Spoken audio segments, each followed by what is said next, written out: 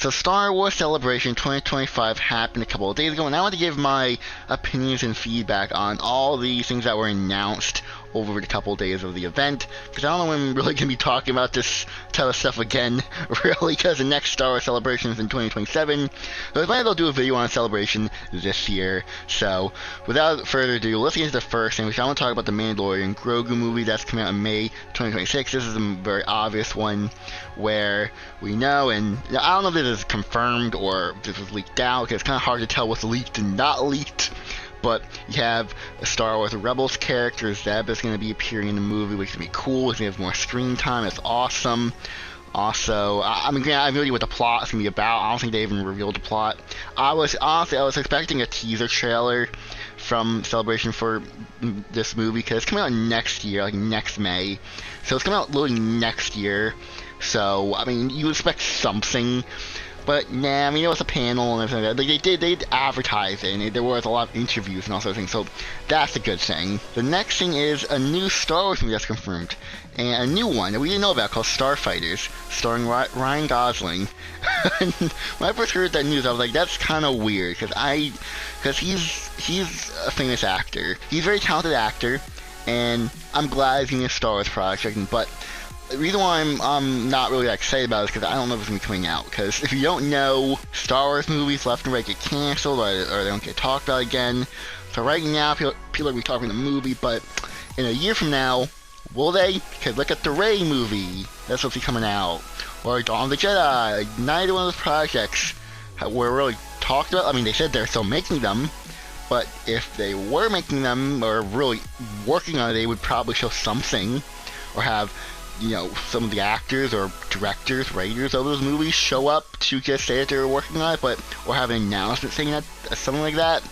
But no, there isn't. Instead, we have the Ryan Gosling movie, which is fine. Next, I want to talk about a video game, because this is kind of a big one, because there was a trailer attached to it, which was Zero Company, I believe the name's called, and it's a turn-based shooter game. When I heard it was a turn-based shooter, I'm like, okay, it's basically like Empire at War, where you just click on stuff. I have no idea what platform it's going to be on. If it's on PC or console, I may get it.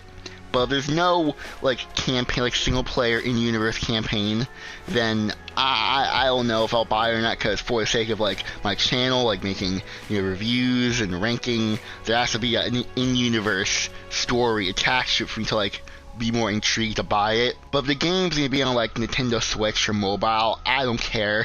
It's like Galaxy of Hero. It's just something that's in the background. Cool. That is another. If that's the case, if it's a mobile game or if it's a Nintendo Switch, because Nintendo Switch 2 is coming out, so it makes sense for a new Star Wars game to be on that platform. Next up, I want to talk about the new anime show that's coming out next year called Maul Shadow Council. This is really cool because it's an anime show, presumably in the Clone Wars style, presumably, and this is based off of concept art for George Lucas' sequel trilogy, where Darth Maul trains a apprentice as a Twi'lek, like a red Twi'lek. And so this is going to be confirmed in canon. It's taking place a year after the Clone Wars.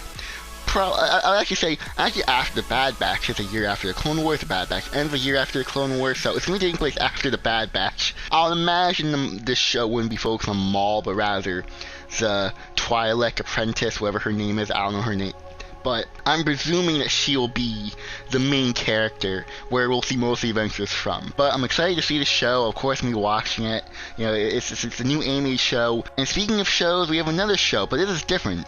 So this is a show that's based off of a short from the Visions show, basically the Ninth Jedi. That short from Visions season 1 will turn into a mini-series, or limited time thing, which I'm very excited to see. I seen the Ninth Jedi. From what I remember of the Ninth Jedi, I have to rewatch it, because I haven't watched Visions in a while. But I believe the Ninth Jedi is, I think, one of my favorite ones out of season 1, or volume 1, I mean. And so I'm excited to see a full-fledged mini-series, or just a limited time show based off it, because also Visions Volume 3 is also confirmed. I thought it was going to be on May 4th, but turns out no, Tales of the Underworld is coming out on May 4th. So Visions Volume 3, I don't know when it's coming out, finally, I want to cover Ahsoka Season 2, because I want to bookend this with another known thing that's happening in 2026. So Mandalorian, Grogu, and Ahsoka Season 2 are both confirmed for 2026.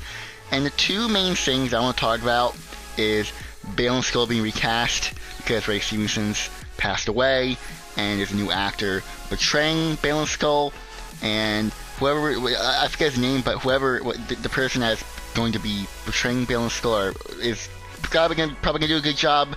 I mean, I'm trying to find the words to really say, because like it's kind of an unfortunate situation that happened. So besides that, the other major thing is Thrawn and Admiral Akbar sort of colliding, going head to head in the space battle, the brains versus brains, and people are freaking out, going like, "Oh my god, this is just cameo fest."